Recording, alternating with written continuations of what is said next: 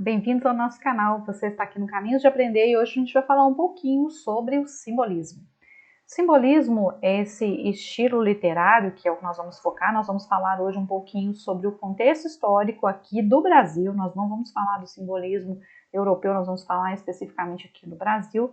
Então a gente vai trazer aqui alguns aspectos do contexto histórico. A gente sempre traz algumas situações do contexto histórico porque a gente sabe que tem uma interferência, né? Em especial do simbolismo, parnasianismo, realismo, que eles aconteceram ali, né? Aliás, na verdade, do romantismo até o simbolismo foi tudo assim muito a partir do romantismo, na verdade, na literatura, tudo aconteceu assim de forma muito, quase que simultânea, assim, quase que um atrás do outro, tá bom? Então vamos falar um pouquinho aqui, né, do contexto histórico, ou seja, o que acontecia aqui, né, a definição e o que acontecia aqui no Brasil e uma pincelada pelo mundo, né? O simbolismo ele surgiu no século XIX, né, lá na Europa, né, a maioria esmagadora começou lá na Europa, né? E tem assim várias manifestações artísticas, assim, né? Mas o que mais fica pra gente, né, é a poesia e a pintura. Eu até trouxe, vou voltar rapidamente aqui, ó, trouxe para vocês aqui uns exemplos de pinturas simbolistas, né, pra gente conhecer um pouquinho, né, como a própria palavra diz, né, símbolos, né, olha só, a coisa não é muito, né, não é muito, nada presa à realidade, a aspectos, é algo bem simbólico mesmo, né. Ele foi considerado uma contrafórmula estética parnasiana. Por quê? Porque não sei se vocês se lembram, o parnasianismo era todo objetivo, era bem, né, aos sonetos, ao clássico, ao erudito, ao fazer poético, né? E o simbolismo, ele vem trazer uma outra proposta, né? E, inclusive, uma das propostas é trazer uma oposição a essa objetividade parnasianista, né? E, principalmente, aos ideais que o parnasianismo trazia, que o parnasianismo, junto com o naturalismo, ele tinha muito ideal científico, muito focado no materialismo, e o simbolismo, como o próprio nome diz, não, peraí, olha, né, tudo bem a matéria, o real, o capitalismo, a ciência e etc e tal, esse trem tudo existe, claro que existe, a gente está aqui, mas enquanto seres humanos, enquanto essência, a gente tem muito mais, a gente é muito mais, tá? Por isso ele focava em quê? Subjetividade, fantasia, mistério, foco da realidade, fuga da realidade, quer dizer, né? Por que tinha tudo isso aí? Porque, pessoal, o povo estava vivendo problemas em cima de problemas, desde que o mundo é o mundo, a humanidade passa por problemas, isso é fato, né? E aí, veja bem, a gente tem lá, vem o naturalismo, depois o parnasianismo, trazer as questões da ciência, não sei o que, o homem é produto do meio, não sei mais o que lá, não, os poetas da Torre de Marfim, que nós temos que fazer e acontecer, que somos superiores, isso, aquilo, aquilo outro. Ok, e os que não dão conta de estar nessa superioridade? E os que sofrem, que padecem com as outras questões, né? E a magia, o subjetivo, o inconsciente, ele também faz parte da humanidade. Onde ele fica nesse processo todo aí? Aí vem o simbolismo para, entre aspas, salvar essa outra parte, né? E aí tem até uma citação aqui pra gente, né, baseado no subjetivo, no pessoal, na sugestão e no vago, no misterioso e ilógico, na expressão indireta e simbólica, como pregava Mallarmé. Não se devia dar nome ao objeto, nem mostrá-lo diretamente, mas sugeri-lo, evocá-lo pouco a pouco, processo encantatório que caracteriza o símbolo. Essa é a proposta do simbolismo. Essa última citação aqui, talvez, ela venha trazer assim, o resumo do que seria o simbolismo, né? Mallarmé é um dos precursores, é um dos inspiradores, dos criadores desse movimento lá na Europa, e que chega aqui ao Brasil com um grande nome brasileiro, foi o Cruz de Souza, sem sombra de dúvida, né? Os dois maiores nomes aí, Cruz de Souza e Alfonso de Guimarães, mas o Cruz de Souza, sem dúvida nenhuma, né? Eles vêm trazer exatamente essa parte que eu falei para vocês, né? Tá, existe toda essa questão de ciência, de capitalismo, blá, blá, blá, tá, tem tudo isso faz parte, não é ruim, tal. No entanto, o homem está no mundo, esse homem que está nesse mundo aqui, ele também tem esse viés, ele também tem essa parte. Então a gente não quer fazer como os parnasianistas que descreviam objetos, que a poesia era como um fazer artesão, etc, etc. Não, a gente quer viajar na maionese, no surreal, entendeu? A gente quer a viagem sem o ópio, né? A gente quer a imaginação, a gente quer e precisa disso, porque faz parte do ser humano também. Essa era uma das propostas. E em que momento isso aconteceu aqui no Brasil? Olha só, para vocês entenderem por que o povo estava lá, muita gente cheia de problemas, né? No Brasil estava acontecendo a consolidação da República. Vamos fazer uma retrospectiva bem rapidinho aqui. Veio a independência do Brasil, pouco tempo depois veio a proclamação da República, mas mesmo assim veio, né, aquela República com democracia, né, tipo assim, democraticamente eu sou 90% e vocês são 10%, né, isso é justo, ok, então, e aí na época, né, do simbolismo, essa situação estava tentando mudar essa situação, né, cheio de ideias positivistas, materialistas, ciência, né, bombando para tudo que é lado, cheio de conceitos e tal, né,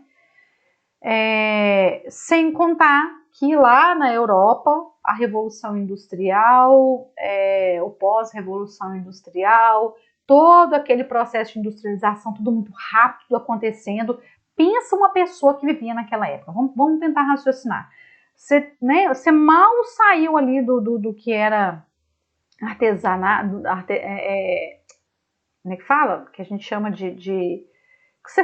era aquele processo lento de produção, aquela produção bem artesanal, bem lenta, bem não sei o quê, né? Você tinha ali uma concepção até religiosa de mundo, de que as coisas era um ser místico que manda em tudo, que faz e acontece, de repente vem a ciência e fala assim, não, meu filho, presta atenção, você também faz parte.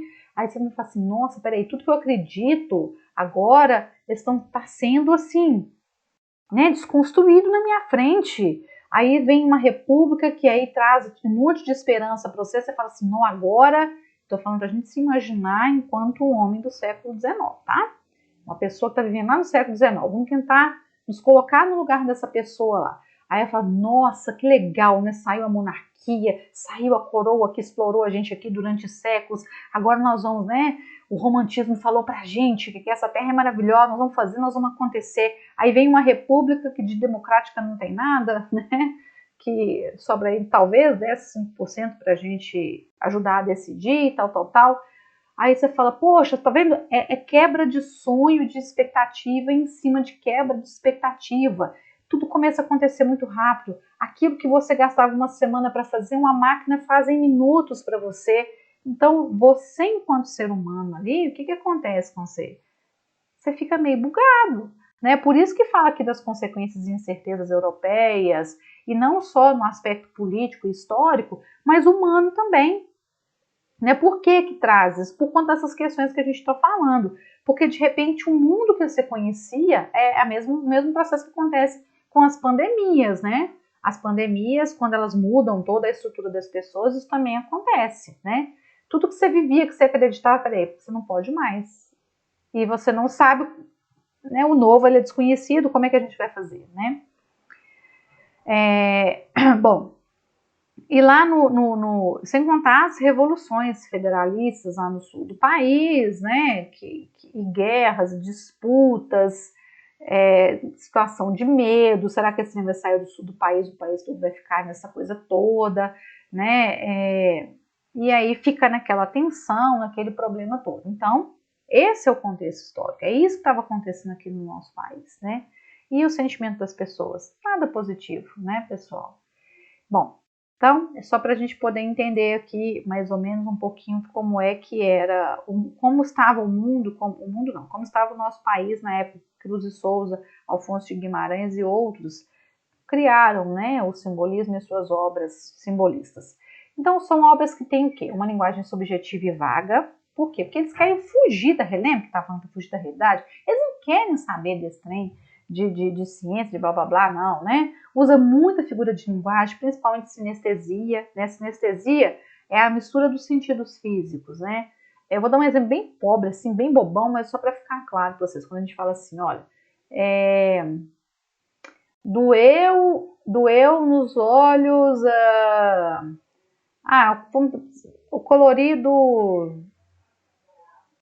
Eu buguei agora, não dá. É quando você pega lá, por exemplo, o que você consegue ver, o que você consegue cheirar, o que você consegue sentir, né?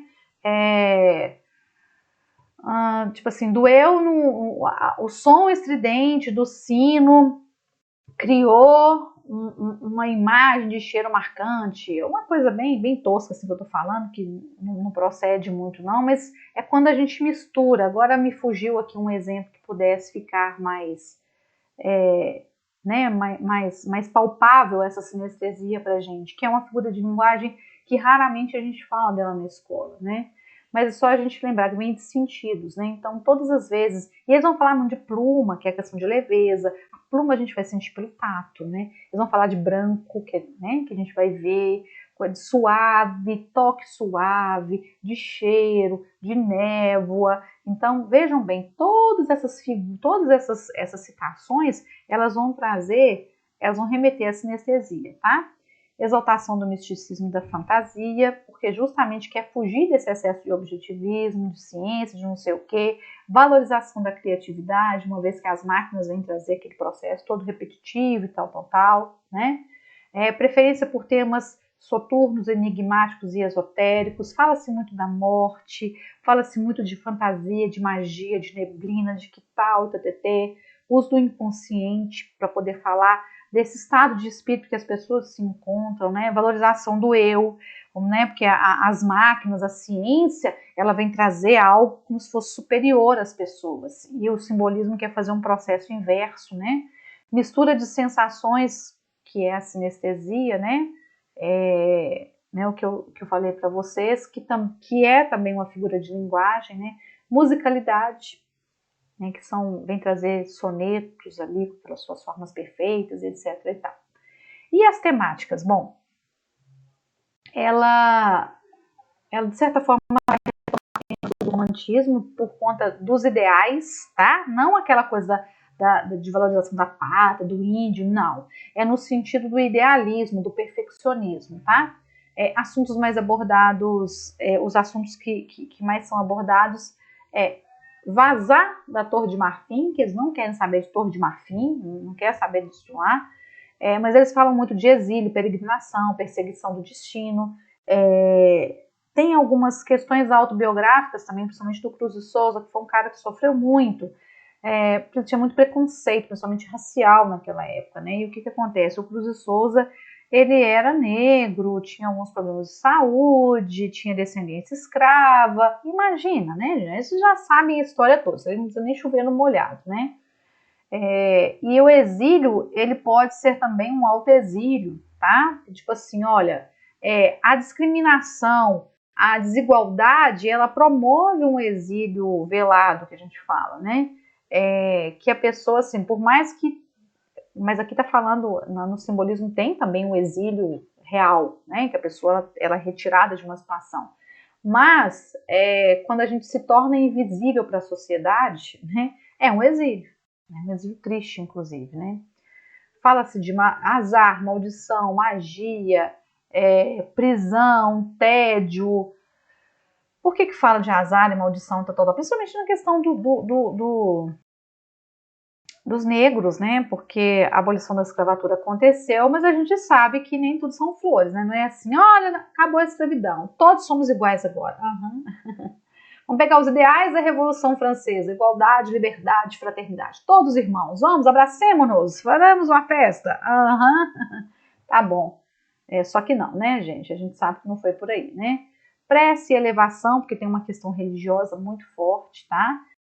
Místico e metafísico, quer dizer, aquele que está fora do físico, do material, do real, né? Do chamado de real. Por isso, trazer o vago, o ilógico, o absoluto, que tem a ver com o subconsciente, né, que depois a psicanálise vem trazer pra gente. Tá lá o Freud aí, quase que meio, né, junto aí dessa situação toda, que vem trazer as explicações, inclusive para muitos dos nossos comportamentos, né? Peregrinação, obscuridade das ideias de base emocional, religiosidade mística, né? E o sonho e a contemplação, né? Ou seja, percebem que tem a temática do simbolismo, ela é como se ela fizesse uma oposição ao naturalismo, ao realismo, ao parnasianismo, né? Opa, foi mal. Então, pessoal, é isso aí, né? O simbolismo, só pra gente esse vídeo aqui, é pra gente falar um pouquinho dessas características aí do simbolismo, né? A gente vai trazer aqui no outro vídeo os autores, depois uma análise de um poema simbolista pra gente entender um pouquinho mais como é esse estilo literário aqui no Brasil. Eu vejo vocês na próxima, um abraço e até lá.